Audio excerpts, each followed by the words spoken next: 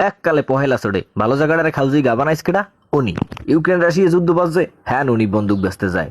Israel আর ফিলিস্তিন যুদ্ধ বাজছে, হ্যাঁ উনি নাক গলায়। ইরান আর ইসরায়েল যুদ্ধ বাজছে, হ্যাঁ না যাইয়ে মিসাইলের ব্যবসা পাচ্ছে।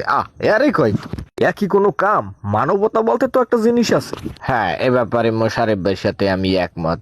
ওনার আসলে ইমান আমান বলতে কিছু নাই। ওনার এক পাও কয় ভরে গেছে। ওনার এখন তাবলিগে যাওয়া উচিত। ওনার মসজিদের বারিন্দায় পড়ে থাকা উচিত। এই জায়গায় উনি নানা প্রকার পুটকি চালাই করে বেড়াইতে আছে। উনি উন্নত রাষ্ট্রের একজন হেড কুলুপ। উনি থাকবে সবার মধ্যমণি। উনি এই জায়গায় করে বাল পাকনামি। ওনার চুল পাকছে বাতাসে, আমি শিওর। দিলো ভাই যে কন, হ্যাঁ কি ওর গায়ে লাগবে কেমন তারা? এটা তো গন্ডারের চামড়া, এটা তো ফেরাউনের জমজ ভাই। এটা তো শিওর আমরা সবাই এটা মিললে গেছে চেহারার সাথে। এটা কিছু করার নাই। এই যে সারা দেশে এই যে জ্বালানির একটা সংকট তৈরি করছে, এজন্য কেটা দায়ী? উনিই তো দায়ী। উনি এগুলো কি? না না না, থামো।